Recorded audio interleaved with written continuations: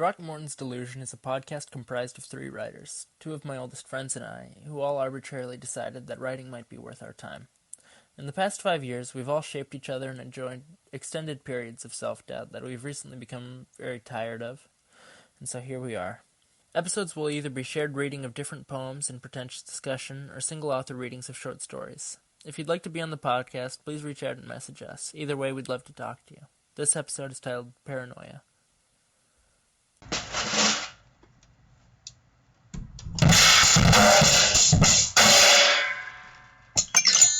This short poem is called Idle.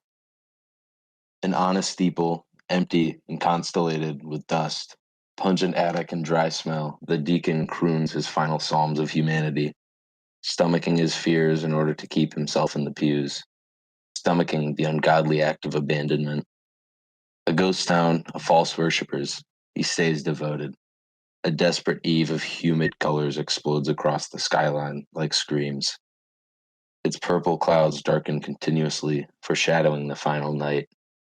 Lighting his one last and final candle, he, stoic and erect, views the ending outside the cross-shaped looking glass. Each candle lit, the night encroaches like a forest of corruption. Its looming ebb and swill began gathering form, spindling legs, jagged and spider-like, descend upon the steeple, covering the town in a white madness like a blanket upon a carcass. I wrote this piece. It's earlier this year, 2020, and I think November. And it's a lot darker than most of the things I write, but it's a big predecessor to a lot of my current works. I really love the imagery in it. That's one thing that always really strikes me, especially in this one where there's no dialogue. There's only one character, it seems, but everything around him, as he's just sitting on the steeple, if I heard right, it has a very human horror to it. It feels very interpersonal in a way, like a implied monster where there's none, which really terrifies me. It really stuck with me. Yeah, that's I don't know why I picked this one is because I usually centralize a lot of focus around like some kind of very tangible horror, but this one's it's very void of that. It's the fear of like I guess nothing. It felt like a moment of intense horror, but also loneliness. The way that your mind turns in on itself when you're left with yourself for a little too long. Yeah. Kind of reminded me of that, another one of your recent writings, is the one about Birdman. It seems like there's sort of like reminiscent, like similar characters that I guess are like, it's implied through the, I guess like the word use that they're sort of benevolent, but it's not really explicitly stated how so they are. They just simply are, and you're supposed to accept that, I feel. Yeah. With those, they're both they're very isolating pieces. They're very isolated to the exact events unfolding. And they're both very vague. But that's exactly very benevolent characters. So you're pretty spot on with that. Actually, wait, no, fuck. I meant to say like malevolent, literally the opposite. Malevolent? Oh my gosh. Wait. Are they benevolent or malevolent, George? Come clean. It's been a long week. I was kind of on the same channel as you. I think. We both just fucked up the exact same. Like, got the word completely wrong. Yeah, I think I was just kind of going off what you were saying and kind of drawing I was focusing more on the two characters than what you were actually saying. You're just like they're similar in a way, and I was like they very much are. I guess nobody listening to this would know what I'm talking about, but I mean, maybe nobody listening to this. I mean, yeah, but like because he hasn't read that story on here yet. But maybe one day you'll be in on the know. Yeah, it's a big predecessor to that series of short stories, though, that Birdman's a part of. I really like it. It feels very dark and personal at the same time. I feel it's relatable. It kind of gives me the same, like, if I want to get really really fucking high and muddy and gay about it, I'd say it reminds me of like when you're in like a car and it's turned off and all the windows are shut and all the doors are closed and you're alone and you're just thinking. The last person in the parking lot. Yeah, I could see it. I mean, that's like the last person in a town. If I were to get like really into the exact image that I was painting, he's the deacon of the church in a small town that's been abandoned. that's awesome. That's Mhm. fucking terrifying. It kind of reminds me of that movie, like First Reborn or First Reformed. Yeah. Yes. Absolutely. It Yeah, it kind of like a captain goes down with the ship sense. I got Yeah. it, especially with the very like demonic and monstrous energy Good that he's morning, feeling. Captain. Good morning, Captain. I know you don't. I know you're not a huge Slint guy, George, but I see the comparison. All right, all right. All right, all right, all right, All all right, Matt. right. Do you want to read yours next? Yeah, Okay. let's get into Matt. Paranoia. At the empty portrait on the last dollar bill, fraudulent in heaven's spotlight for the next 13 minutes or so. Lurking around the corner of the midnight highway, prolonged eye contact with the geriatric headlights of a rotting station wagon. Rejoices the next 30 minutes of self-assured ad-free stuttering, through conversation to chortles to business-like contempt. Will not let you read my manuscript. I haven't even pretended yet to write.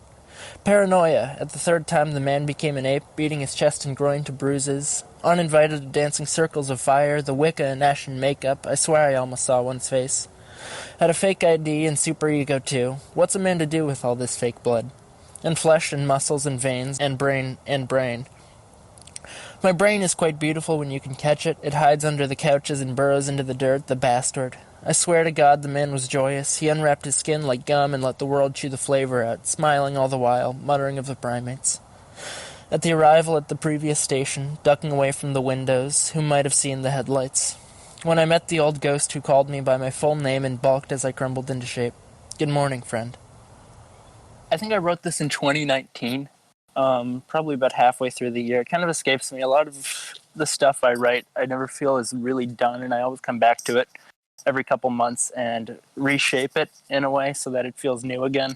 And because of that, I always feel kind of disconnected. But I do remember at the time that I was writing it, obviously, I was very, very paranoid. I was, I don't know, I was wrapped up in thinking about shooting people and just feeling haunted and chased a lot of the time. Like there was heaven's spotlight on me whenever I tried to talk to someone. And I don't really know how to put it. It felt like to me a summation of a bunch of terrifying scenarios in which I don't know, didn't find myself, but was absolutely terrified of. I think paranoia is like something that I never really thought about it, but between the three of us, I feel like that's like the key characteristic. We're all very fucking paranoid people. Like I don't know, me and George have talked about it at great length. We're very. Like I feel like that's when we like one of our first really big discussions that led to me and George becoming as close as we are is just discussing our various paranoias and realizing that somebody else feels this way too. Mm-hmm. It's a very like primitive. It's very like primal. Yeah. I think that's in all three of the poems that we're reading as well.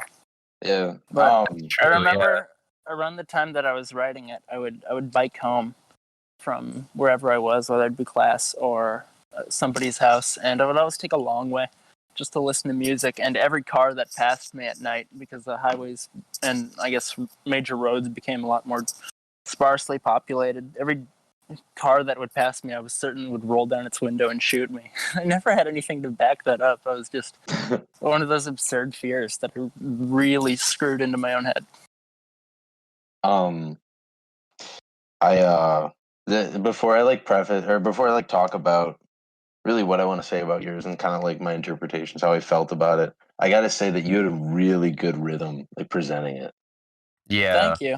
Like Thank you. it very much like it felt like a ball kind of rolling down a hill and like picking something up, and that something was me. I got really attached and into the rhythm, and I kind of could like my head was like bobbing as I was listening to you.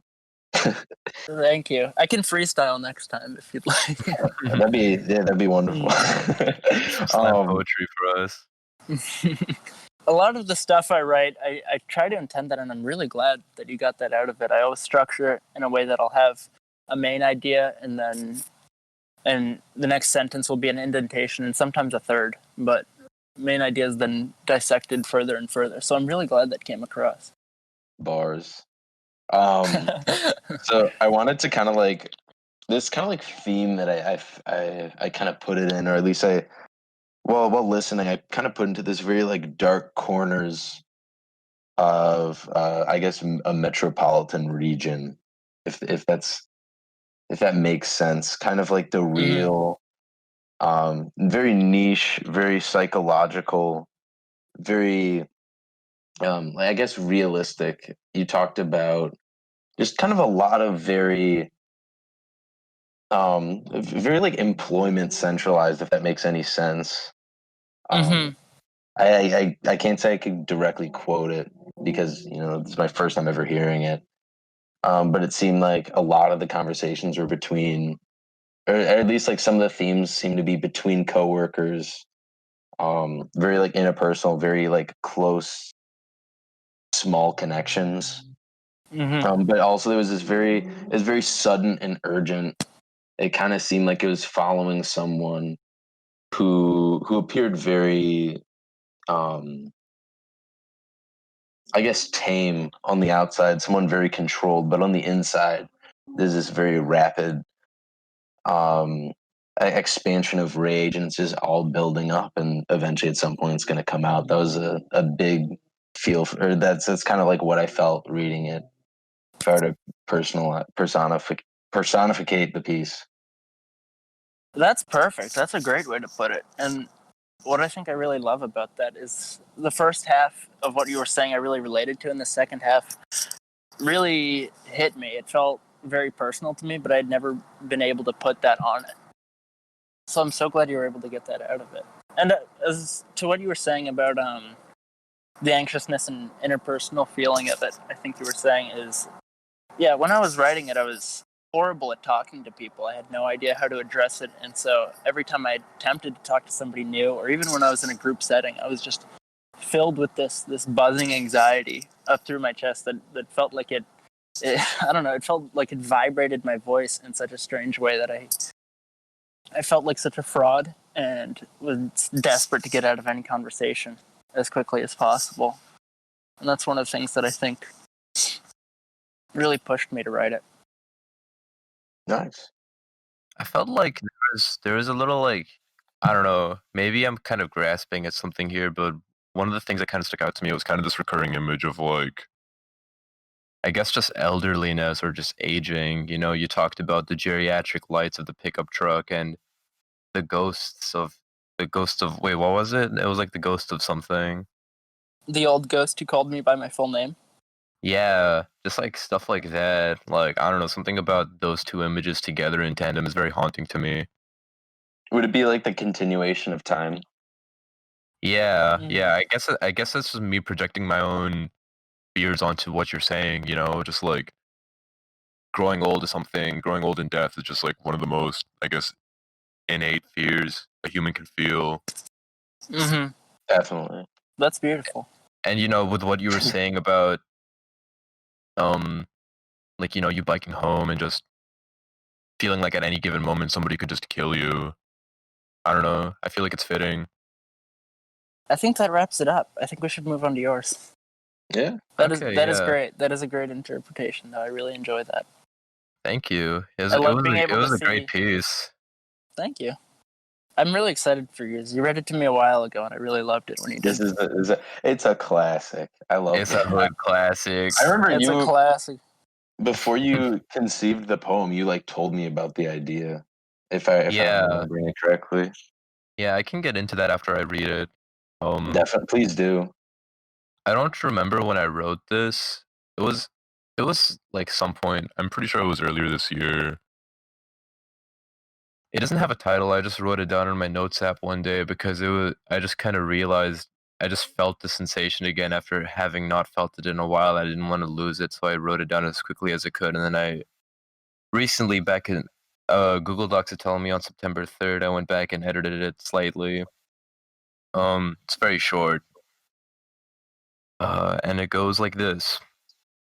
And one of these days, I will turn off the light with the intention to sleep, and as I try to make my way over to my bed by the emanation from the screen of my phone, I will find myself lost, and the refuge of a striped pillowcase nowhere in sight. That's it. That's the whole thing. It's beautiful. It's beautiful. It It's really amazing. hits me hard. It really hits me hard. When you first read it to me, I think my first no, actually, can you talk about it a little bit?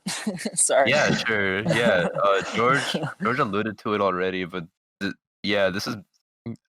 I guess I also alluded to it too when I said that me and George really bonded over our shared paranoias. But this is one thing I told him about where I sleep in the basement and the light switch is very far away from my bed. And sometimes, when I'm trying to make my way over to my bed, I'll turn off the lights and I'll shine my phone screen on the ground and try to walk over there. And sometimes it takes several steps to get there because it's a wide space. And I'd always have this nagging feeling that one day I just wouldn't make it to my bed. I would just keep walking and I'd never find it. And it would always make my heart race for a fraction of a second before I, always inevitably find my bed. But it would always occur to me within like the last like quarter of a second before I got there that, oh my God, this is taking a little longer than I thought. Is today the day? I always just felt that it was going to happen one day, and thankfully it never did. But it still haunts me. That's horrifying. Yeah, That's horrifying. That's horrifying. It's abyssal. It's Jeez. I was writing a lot about like similar ideas around this time. Just little like 5-line poems. This one is 6. Yeah, this one is 6 lines. Mhm. But yeah, I have a lot of other things that from the same time period where I was just trying to like I guess like capture the feeling of like just void. And I really wanted to ground it. I wanted it to be something that is very tangible. So I felt like doing it in a way where I feel like everybody's had a similar feeling, Yeah. Mhm. like I think fear of the dark is something that's very common. At least, Mhm. I feel like most people are afraid of the dark for at least some portion of their life. It's primal. I Yeah, think we never really fully get over it. definitely. Did you write it around the same time as kind of near the beginning of like I guess the quarantine? I think so. I think it was something like 'Cause that, yeah. I remember I, like around that period I was I was fucking around with Benadryl and Advil PMs a lot. So that really helped me tap into the fear that I was feeling. They're Helping very you tap into the fear you were feeling is a funny way for saying made me terrified. yeah. I Yeah, they're not very pleasant drugs to abuse. you just to like this doesn't even have to like be in the recording thing, but we really are synced up with a lot of shit. We really are. I Yeah, think the title like of this episode will be Paranoia. that's a good definitely. one. So I think because around the time, and I think even unbeknownst to you, and maybe at some point I did show you the works, but a bit later, I think we were both writing about similar, obviously in like very different and like unique ways to each other, but we were writing about the void in different ways. Yeah, now that I think about it, yeah, because you didn't show me the stuff you're working on then until way later, I feel. Yeah, Mhm. I think I don't know. I always really like our conversations and stuff where we talk about like things that we've been working on or things that have happened to us, and we find this really obscure amount of overlap, and I think it happens to all three of us, really. Mhm. It's fucking insane. Yeah, it's just been happening consistently as long as I've known both of you. And that's Throckmorton's delusion, I think. That's Throckmorton's delusion. Is that what we're calling Paranoia. this? Mhm. Yeah, there's some Meaningless paranoia. sort of I think Throckmorton's delusion is specifically like the fear I was trying to personify or I guess explain and convey in that poem. Mhm. the Yeah, I think wait, that I want to go back to that matter. really quick. Your poem. Yeah. Because the first time you read it to me, I immediately felt that it was death. And just very carefully and quickly slipping into I guess the void in a way, but the underworld, just this total horrifying darkness that you never really exit, and how quickly you slip into that. At least hopefully. I hope it's very quick like that, but it at the same sense, the fact that it could happen to you anytime just in the middle of the night when you feel at your weakest in the middle of the darkness, that could be it, is what really fucking terrifies me. Yeah, I was definitely obsessed, and of course I still am to a degree because I'm a 20-year-old artist with the idea of death, trying to convey it with like art and shit. Mm-hmm. But also like, no, it was very literal. That's just a happy coincidence. Like I was just trying to I was literally just describing my thought process whenever I'm trying to go to bed. But fuck, there's something else I wanted to say. Yeah, I disagree. I want my death to be kind of slow. I really want to feel it move through me, you know? I don't want it to be No. You only feel it once. exactly. I really want to experience it, you know? I don't No. want to die instantly. The way your brain slowly shuts down and your speech falls apart, and you no matter how conscious you are, by the end it sputters out like a motor out of gas, and it is horrifying to watch. Well, a lot of that is medicated death. A lot of people who are dying in hospitals are like intensely. They're put under a lot of medication. They're basically high out of their minds in the last moments of their life, and a lot of that is, to nullify a lot of the feelings of dying.